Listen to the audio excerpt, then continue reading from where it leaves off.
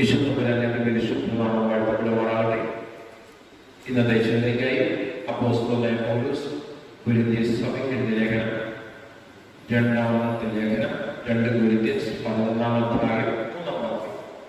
2 കൊരിന്ത്യർ 11-ാം അധ്യായം 3-ാം വാക്യം പ്രാരംഭമായി നമുക്കൊന്ന് വായിക്കാം.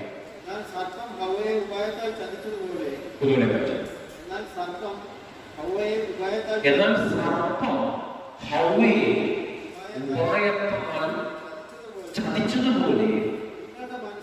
നിങ്ങളുടെ മനസ്സ് ക്രിസ്തുവിനോടുള്ള ഏകാഗ്രതയിൽ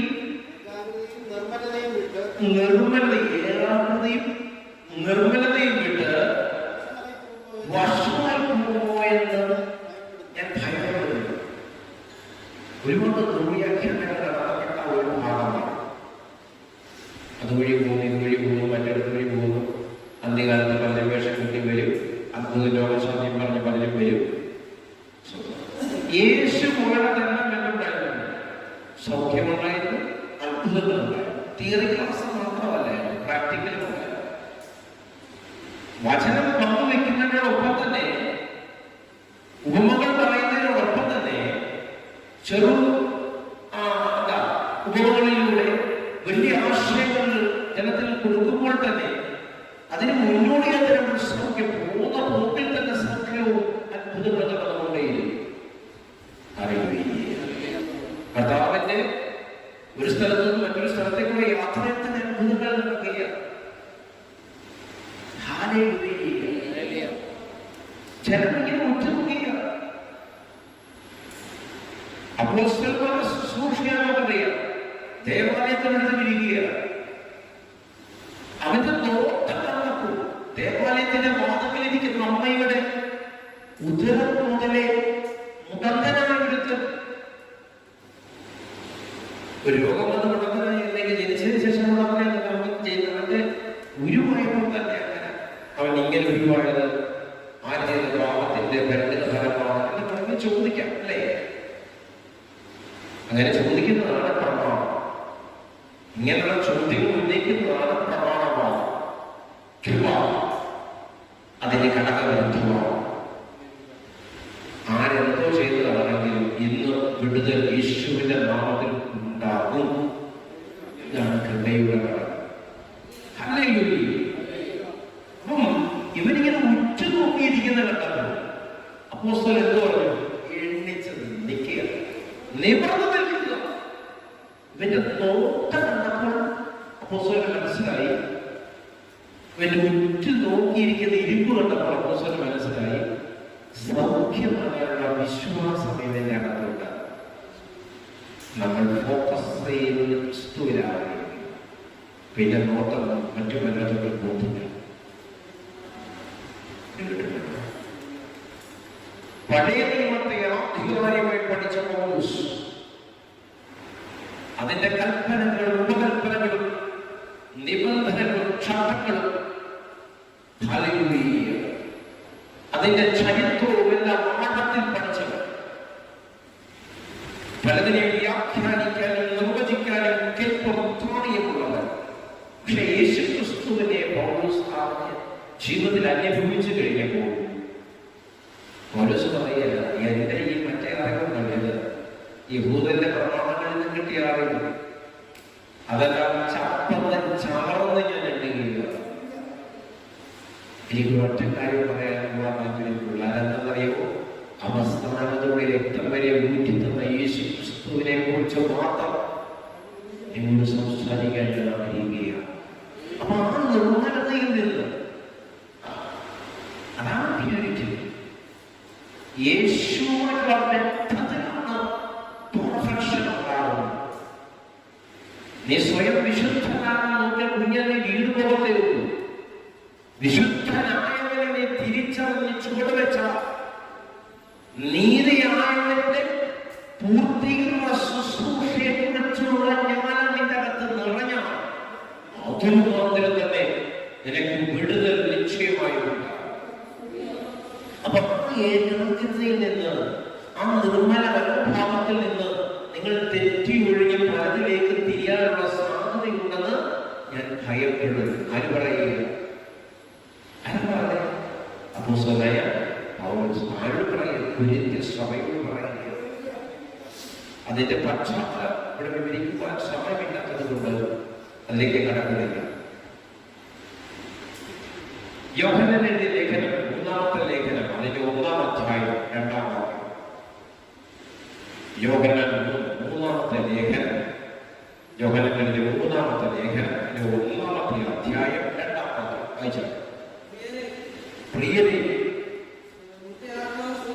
നിന്റെ ആത്മാവ് ശുദ്ധമായിരിക്കുന്നത് പോലെ നീ സകലത്തിലും ശുദ്ധമായും സുഖമായും ഇരിക്കണമെന്ന് ഞാൻ പ്രാർത്ഥിക്കുന്നു. സകലത്തിലും എന്താ സകലം? ദേഹം, ദേഹി, ആത്മാവ്, ഇത് മൂന്നും സുഖമാണ്. പിന്നെ വല്ല പ്രശ്നമാണ്? പിന്നെ നീ എന്തിനെങ്കിലും പേടിക്കേണ്ടതുണ്ടോ? ഇതിന്റെ മേലുള്ള പ്രശ്നങ്ങളല്ലേ, ഇതിനെ നടക്കുന്ന വിഷയമല്ലേ നീ പേടിച്ചിരിക്കുന്നത്? അത് നടക്കൂ, ഇത് നടക്കൂ, ദേഹത്തിന്റെ താല്പര്യങ്ങൾ, ദേഹിയുടെ ഇച്ഛകൾ, ആത്മാവിന് ആവശ്യമായ ഒരു ഉണർവില്ലായ്മ, ഇതെല്ലാം നിന്നെ അടക്കുന്നില്ല.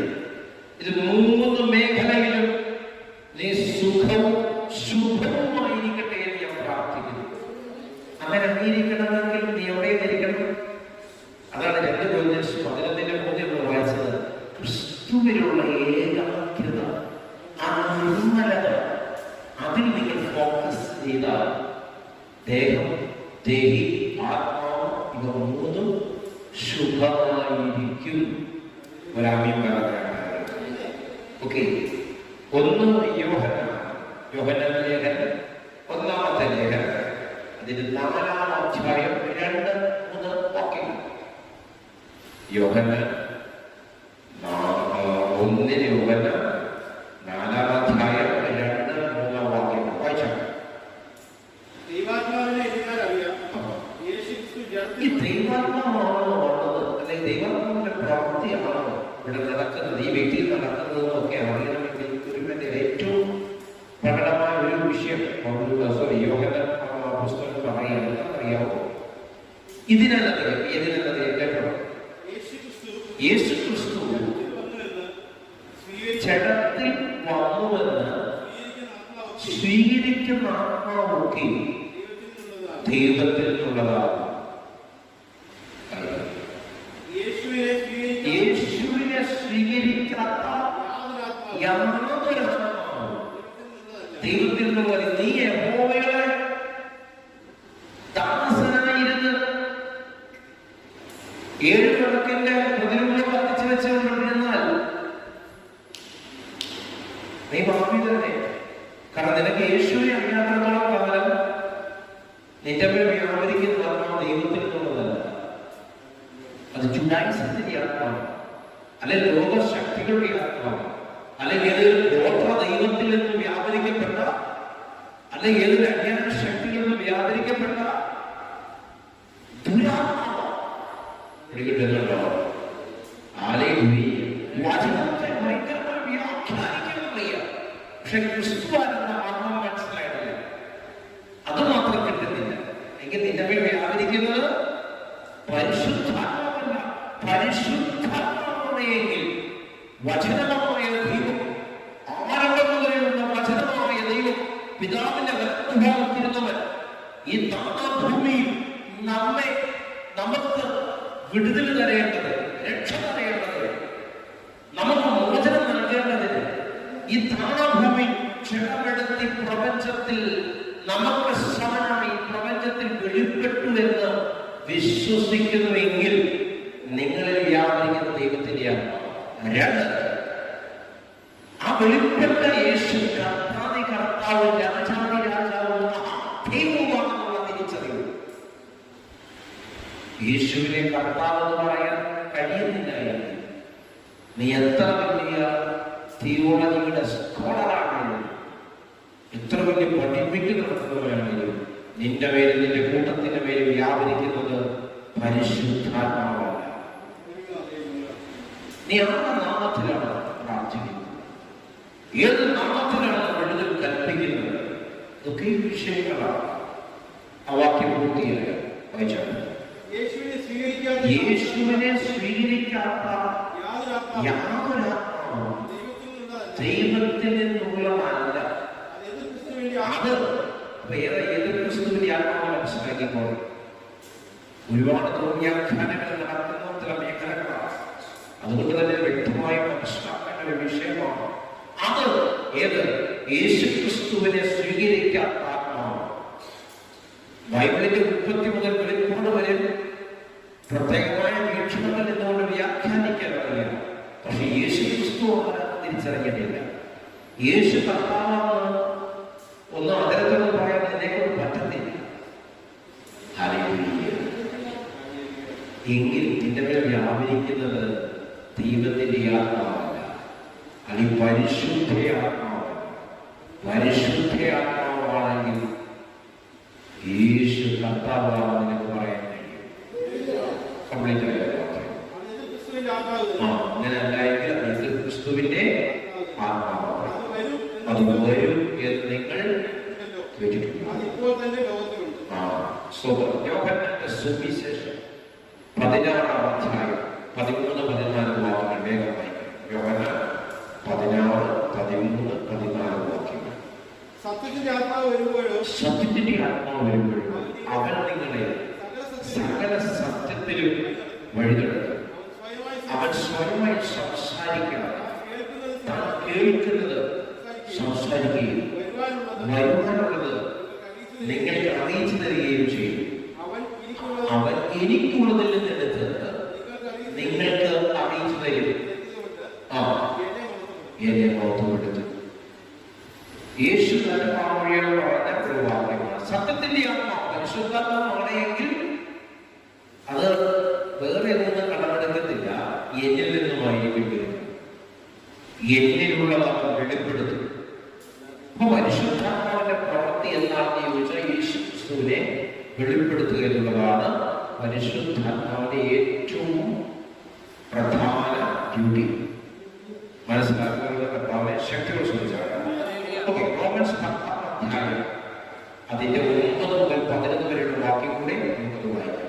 റോമൻസ് 10-ന്റെ 9 മുതൽ 11 വരെയുള്ള വാക്യങ്ങൾ വായിച്ചാൽ യേശുവിനെ കർത്താവുമായി കൊണ്ട് ഏറ്റുപറയുകയും ദൈവമോനെ പിതാവായ ദൈവമോനെ മരിച്ചവരിൽ നിന്ന് ഉയർത്തെഴുന്നേൽപ്പിച്ചുവെന്ന് ഹൃദയം കൊണ്ട് വിശ്വസിക്കുകയും നീ ചെയ്താൽ നീ രക്ഷിക്കപ്പെട്ടു.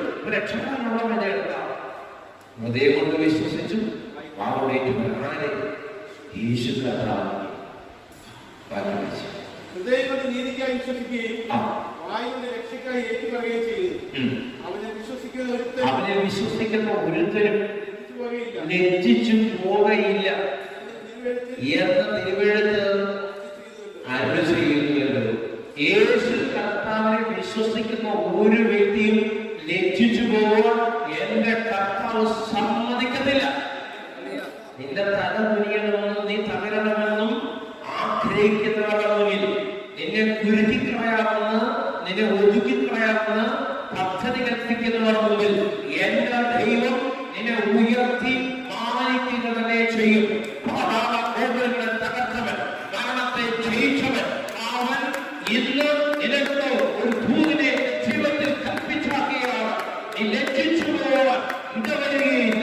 നിന്നെ നിന്ദിക്കുന്നവരുടെ പരിഹസിക്കുന്നവരുടെ മുമ്പിൽ എന്റെ ദൈവം നിന്നെ ഉയർത്തി നിന്നെ ഉയർത്തി നിന്നെ ഉയർത്തി മാനിക്കുക തന്നെ ചെയ്യും. നിന്റെ ശത്രുക്കൾ കണ്ട് അവൻ നിനക്ക് നിന്റെ ധനകുലീപനവും സമ്മതിക്കത്തില്ല. അബോധ്യത്തോടെ കണ്ണുടയ്ക്കാൻ പ്രാർത്ഥിക്കാം. യേശുവേ അരുമനാഥ, അങ്ങയുടെ ഏകാമത്തില്ല ആ നിർമ്മലതയിൽ നിലനിൽക്കുക. കഥാവേ, ഈ സമയത്തിരിക്കുന്ന ഓരോരുത്തർക്കും എന്നെ ഇന്നലെ കാണുന്ന ഓരോരുത്തർക്കും ഇടവരണമേ എന്ന് ഞാൻ പ്രാർത്ഥിക്കുകയാണ്. ഭയപ്പെടാതെ ഭീതിയുടെ ആത്മാവിനെയല്ല, സുബോധത്തിന്റെ ആത്മാവിനെ എന്റെ ദൈവം തന്നിരിക്കും. ധൈര്യത്തോടെ എന്റെ ദൈവമേ, എന്റെ അപ്പാനുള്ള പ്രാഗൽഭ്യം അവൻ നിന്ന് തന്നിരിക്കുകയാണ്. സകല സാധ്യങ്ങൾ നിങ്ങളുടെ ജീവിതത്തിൽ സാധ്യമായി മാറണം. തമ്മിലെ കരം ക്ഷണിക്കുന്നതിനെ ഓർത്ത് സ്തോത്രം. എന്റെ കർത്താവിന്റെ അധികാരമുള്ള നാമത്തിൽ തന്നെ. ആമേൻ. ഹല്ലേലൂയ. ലാസ്റ്റ് മെൻഷൻ ബ്രൈറ്റ് ചർച്ചിന്റെ പ്ലാറ്റ്ഫോമിൽ നിന്നുകൊണ്ട് ഒരിക്കൽ കൂടി ഞാൻ പറയുവാൻ ആഗ്രഹിക്കുന്നു. എന്റെ കർത്താവിന്റെ സന്നിധിയിൽ വരുന്നവൻ നിർമ്മലിച്ച് ഭയത്തോടെ വരുന്നത് തന്റെ ഇടത്തോടെ നടക്കുക. നിന്റെ ജീവിതത്തിന്റെ എത്ര ഗുരുതരമായ സ്ഥിതികളെ മാറ്റുവാൻ കഴിവുള്ളവനാണ്